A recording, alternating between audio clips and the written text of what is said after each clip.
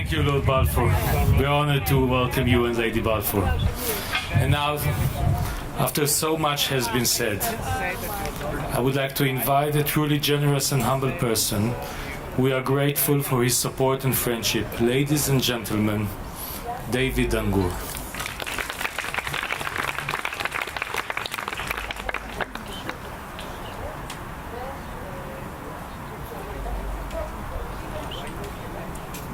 Good evening, ladies and gentlemen. Good evening, friends. We all do us honor to be here on this wonderful occasion. I'm going to give, I hope, a short personal perspective. We've heard from so many eminent people dealing with the political and the constitutional and the historical. So I just want to give you a little personal perspective. My father was born in Baghdad under, at the time, the Sultan of the Ottoman Empire, Abdul Hamid II.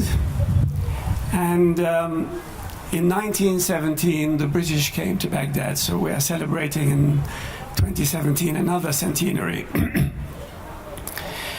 The Ottomans had been in Baghdad exactly 400 years.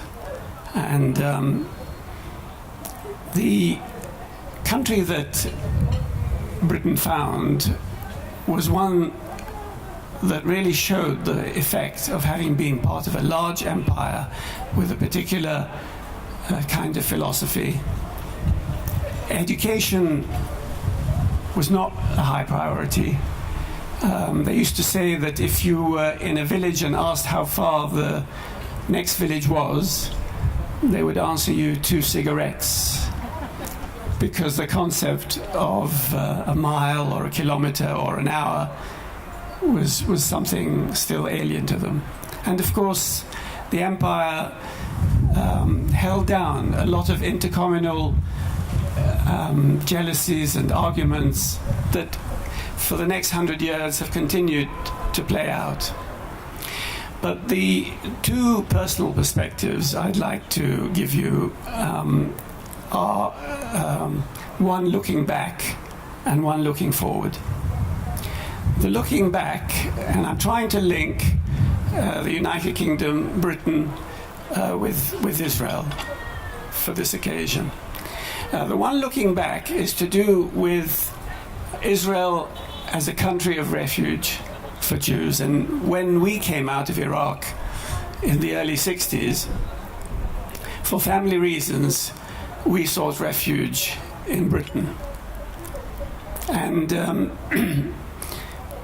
it was wonderful the way we were welcomed there, the way we found we could rebuild our lives. Our father had to leave everything behind. And we joined, as Rabbi Levi said, Sir Moses Montefiori's congregation, the oldest congregation, Jewish congregation in Britain, and one which I led for 5 years until a year ago.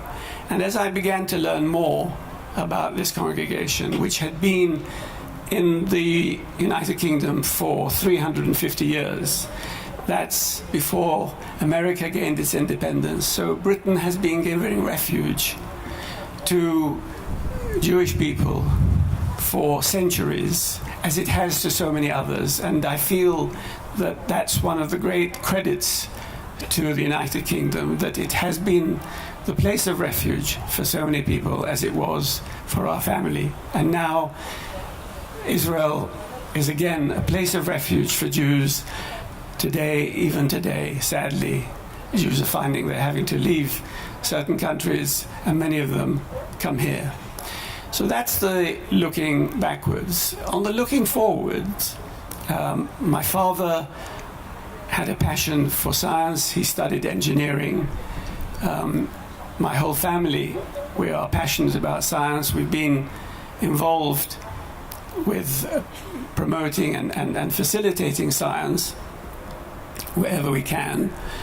And I'm proud that I'm living now in the land of Francis Bacon, of Sir Isaac Newton, of all the great people who contributed to science, Charles Darwin, and latterly Francis Crick, who have been involved with the newly formed Crick Institute.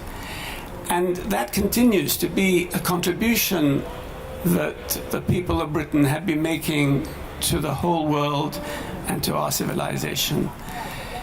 And I'm proud that Israel now is becoming also a place where Nobel Prize winners are born and bred, where scientific institutions are contributing to humanity. We have today people from the Weizmann Institute, Israel Bar Joseph, the vice president.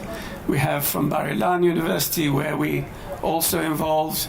We have the former president, Professor Moshe Kaveh. We have the president-elect, Professor Zaban.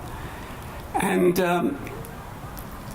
looking to the future, I think that emphasis on science for the benefit of humanity is something that Israel and the UK can proudly share, and we hope will go from strength to strength. And we feel it's an honor if we can be even a small part of that. So to conclude, again on the personal note, when I was at school in England, I went to a Jewish school, Carmel College.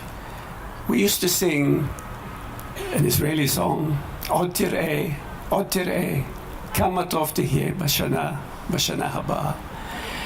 Just wait and see how good it's going to be next year. And here I stand, looking at what Israel, a beleaguered country of only 7 million people, with many problems it still has to solve, what it's contributing to humanity, and I feel proud to be associated. Thank you very much.